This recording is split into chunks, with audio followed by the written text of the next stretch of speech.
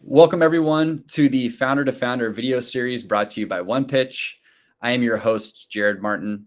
And on this show, we sit down one-on-one with founders, get them to share with us about their journey, what their company is all about and where it's headed, what makes their company unique as well as uncover some truths behind these entrepreneurs and how they've created success for themselves.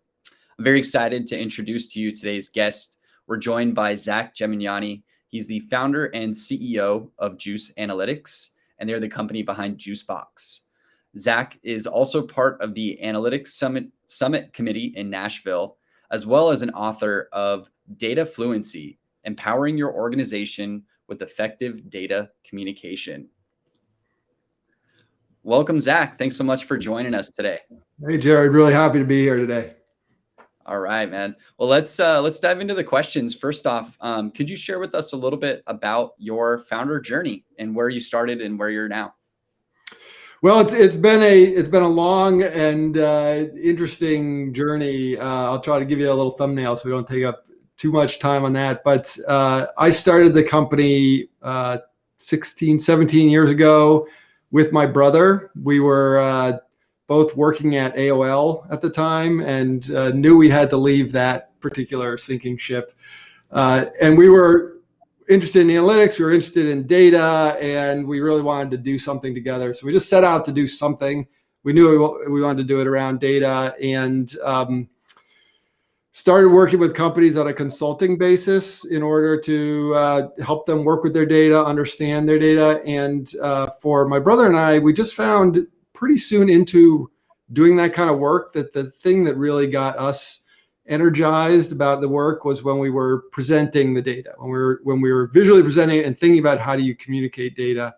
And that just became kind of the touchstone for us, the thing that we were passionate about and we really wanted to pursue. So the company has, we got focused on that challenge of data visualization and data communication.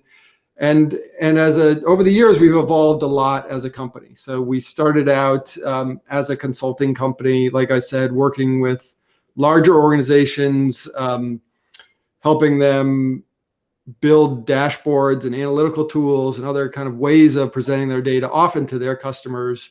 But we did that all on a custom basis. And meanwhile, Chris and I were writing a lot about, you mentioned our book. We started off blogging very early on, and kind of sharing our thinking and our thoughts about this challenge of how do you communicate data. And that has been a really core part of the company is we try to push the thinking and try to be innovative about the area that we're interested in. So fast forward 8 or 9 years from there, we took a strategic investment from a company. We moved from the DC area to Nashville, Tennessee, and then we started to make this transition from being a consulting company to a product company. And I think this is a thing that I think a lot of services companies eventually want to do. So it's a really challenging thing to do. I can tell you from personal experience to go from working with clients and solving their problems on a custom basis to really trying to take all that and turn it into a real product. And that's kind of been the second cycle or iteration of the company has been the transition from a consulting company to a product company to now really becoming a SaaS product company where we've created a solution, Juicebox, which is our tool for being able to help people present data and all of it is kind of built on this foundation of all of that consulting work and all that thinking that we've done over many, many years about what are the best ways to be able to help people understand data when you present it. Yeah, and I know we've talked, Zach, specifically we meaning One Pitch, and we've seen how your tool works, and it's super, super impressive. But for those of the folks that are listening or watching in, could you maybe give them just a quick rundown of how it works? Yeah, I'll give you a little sense about Juicebox. If you're a consultant or you're an expert in some area and you are communicating with your clients, a big part of that job is taking data and analysis that you've done and presenting it so you can help people understand what the data means, but also influence and guide them to smarter decisions. And so that's the thing that Juicebox helps with. And the way most consultants and people in these roles do that is they do it in Excel when they're to mess around with the data and analyze the data, and then they put the data into PowerPoint. And that's kind of an arduous process. What we found as we talk to people is people spend a lot of time doing that, moving data around, putting it into PowerPoint, and the output of that is not often that impactful. It doesn't always look that great. It could feel really cumbersome and heavy, and something that your clients don't engage with. So that's where Juicebox fits in. Is it's a tool for presenting data and really getting your message across, presenting data in a really beautiful way, and helping for our users, making it easier for them so they can easily update data and visualize that data, but also make them look really good as they are presenting that, so that their message comes across in a very modern, professional kind of way. So I often will describe it in short as kind of a combination of PowerPoint and Tableau. And it's something that we find that a lot of people are looking for, this kind of solution that's not as analytical as Tableau, but is a lot more powerful than what they can do in PowerPoint. Yeah, that's so amazing. And I think when remembering kind of again, when we saw your guys' tool, it really, to me, it was like data through storytelling in a way. It wasn't just a simple slide or a graph, right? It kind of had this narrative that followed along. And I thought that was super powerful.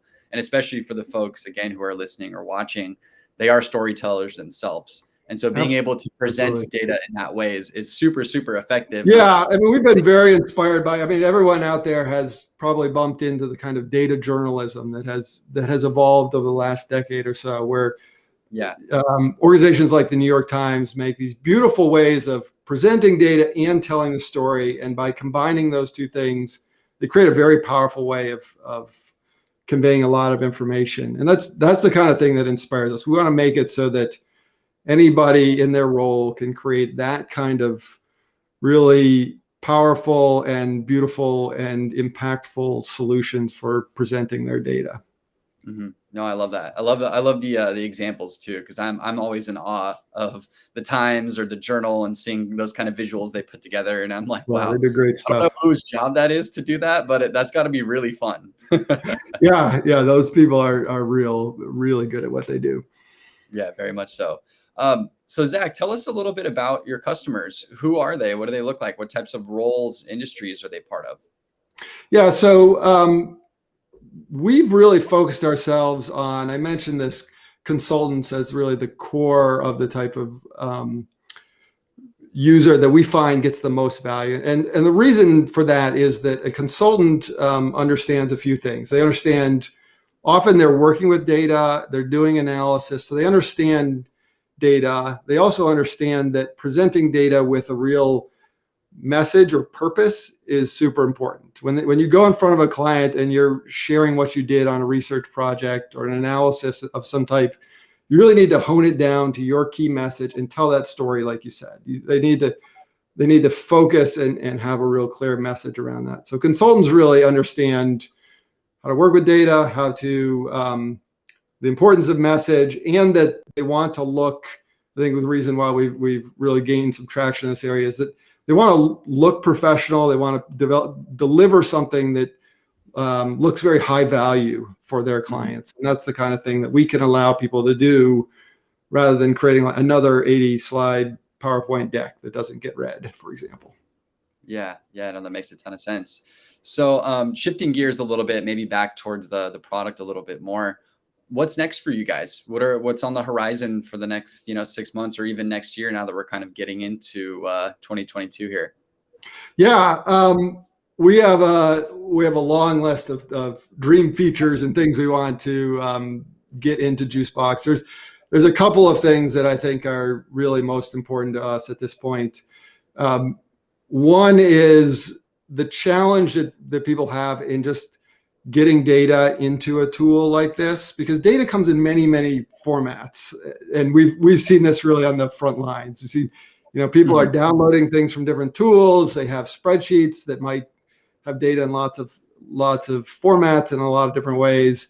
And we need to make it easy or and smarter for someone to be able to just load in some data, and we're going to be able to interpret what that data is so that they can get started. That's the raw materials if you're going to tell a data story. So we need to make that part easier, because not everybody understands what really good, clean data table looks like. There's often things that have to be done to data to make it really usable. So that's a big piece. And then the other thing that we're focused on is helping people when they create something in Juicebox. You can create a really great interactive website effectively, a visualization with lots of visualizations.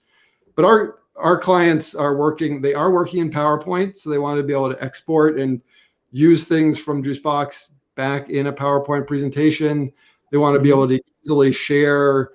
Maybe they found one insight in that data story that they want to share, and they want to be able to do that in a very easy way. So thinking about how do we, once you've created something, make it super easy to share things in lots of different ways, whether that's publicly in social media context, or shooting off emails, or having a weekly report that shows up in someone's inbox with the details from your Juicebox presentation.